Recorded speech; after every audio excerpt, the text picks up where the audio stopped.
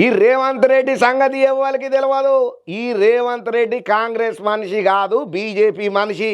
ఈ ముచ్చట సోనియా గాంధీ మేడంకు, రాహుల్ గాంధీ సార్కు తెలవక ఈయనకు పగ్గాలు అప్పచెప్పిండ్రు. కానీ ఆయన ఇండైరెక్ట్గా మోడీ సారు మనిషి, బీజేపీ తాలూకానే వాళ్ళకు సపోర్ట్ చేసుకుంటా మళ్ళా కూడా కాంగ్రెస్ని ఇక్కడ తెలంగాణలో భూస్థాపితం చేయనీకనే ప్రయత్నాలు చేస్తున్నాడు ఈ రేవంత్ రెడ్డి. ఈయన ఇండైరెక్ట్గా మోడీ మనిషి అని చెప్పి ఎవరన్నారు? తీన్మార్ మల్లన్న అన్నాడు. ఇక ఆయన ఎందుకు అన్నాడు ఉన్నట్టుండి రేవంత్ రెడ్డి సార్ మీద? మనం ఆ వార్త తెలుసుకోవాలంటే ఈ వార్త చూడాల్సిందే.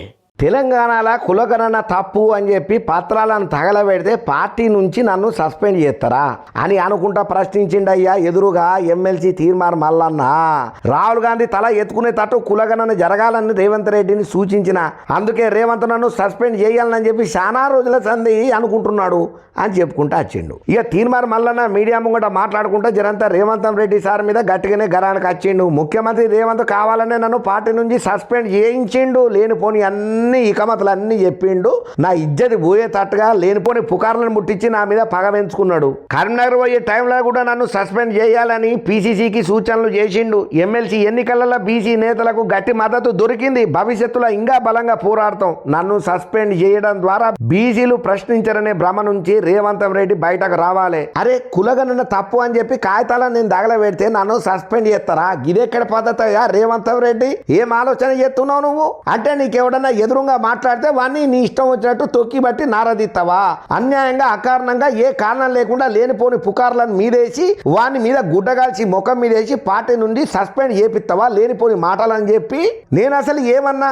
రాహుల్ గాంధీ తల ఎత్తుకునేటట్టు కులగణన జరగాలని చెప్పి రేవంత్ రెడ్డికి ఒక చిన్న సలహా ఇచ్చిననయ్యా.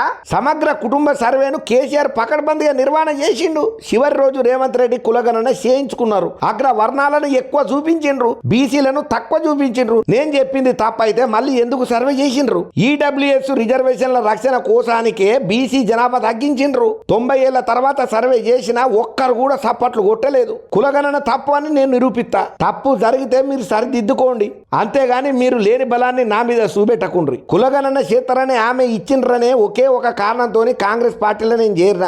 రేవంత్ రెడ్డి మీద నమ్మకంతో కాదు, రాహుల్ గాంధీ మీద నమ్మకంతో కాంగ్రెస్ లో చేరిన. అరే సీఎం పేరును మంత్రులు కూడా పలుకుతలేరయ్యా. కోమటిరెడ్డి వెంకటరెడ్డికి ఒక న్యాయం, రాజగోపాల్ రెడ్డికి ఒక న్యాయమా? అంతర్గత ప్రజాస్వామ్యం అగ్రవర్ణాలకేనా, బలహీన వర్గాలకు లేదా? కేసీఆర్ పై పోరాటం చేసింది నేనే. నేను పోరాటం చేస్తుంటే కాంగ్రెస్ నేతలంతా ఎక్కడున్నారు? కాంగ్రెస్ అధికారంలోకి రానికే నా పాత్ర ఉన్నది. తెలంగాణ కాంగ్రెస్ ప్రభుత్వం సమర్థవంతంగా పనిచేసి ఉంటే ఇంకో 8 సీట్లు వచ్చేటి. బీజేపీకి పరోక్షంగా రేవంత్ రెడ్డి సహకరిస్తున్నాడు. సంవత్సరంలోనే ప్రభుత్వం మీద అంత వ్యతిరేకత ఎందుకు వచ్చింది? ఒక్కసారి మీకు మీరు ఆత్మ పరిశీలన చేసుకోవాలి. వంశీ చందర్ రెడ్డిని ఓడగొట్టింది మీరే. పార్టీ నేతలు ఆయన మాట ఇంటలేడని చెప్పి రేవంత్ రెడ్డి అలిగిపోతున్నారట. పసన్న హరికృష్ణ కాంగ్రెస్ ను ఓడిస్తున్నాడు. 2028లో తెలంగాణకు బీసీనే ముఖ్యమంత్రి అవుతాడు. పిల్లి గాండ్రింపులకు భయపడేదే లేదు అనుకుంటా జరంతా గట్టిగానే గరమైందయ్యా రేవంత్ రెడ్డి సర్కార్ మీద, రేవంత్ రెడ్డి సార్ మీద. ఇక గిదే టైంలో అన్ని బీసీ సంఘాలకు ఒకే ప్లాట్ఫామ్ ఏర్పాటు చేస్తాం, అందరినీ ఏకం చేస్తాం. వచ్చే లోకల్ బాడీ ఎన్నికలల్లో జనరల్ స్థానాలల్లో బీసీలను నిలబెడతాం. ఎమ్మెల్సీ పదవికి రాజీనామా చేసే ఆలోచన లేదు. మండలిలో మాట్లాడేది చాలా ఉన్నది. ప్రధానమంత్రి మోడీ నిధులు ఇచ్చేందుకు సిద్ధంగా ఉన్నారని రేవంత్ రెడ్డి చెప్తున్నాడు. అదే విధంగా 42% బీసీ రిజర్వేషన్లు సాధించాలని చెప్పుకుంటూ వచ్చిండు. కానీ ఏదేమైనా కానీ అటు కాంగ్రెస్ పార్టీకి కానీ లేకపోతే ఇటు పక్కన రేవంత్ రెడ్డి సారుకు కానీ కొరకరాని కొయ్య లెక్క తయారైండు తీన్మార్ మల్లన్న.